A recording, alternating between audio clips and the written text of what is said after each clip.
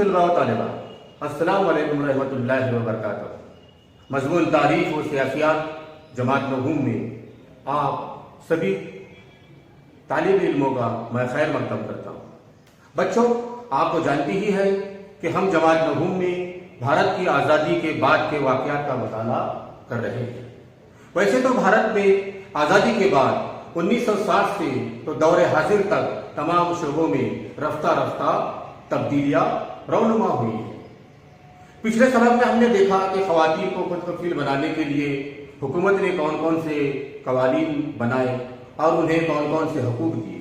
اس کے بعد اب ہم سائنسی شعبوں میں حکومت نے 1960 کے بعد کون کون سی ترقی حاصل کی، کون کون سی جانچ کی اور کون کون سی تحقیقات کی اور کون کون سے کارہائے نمایاں انجام دیے۔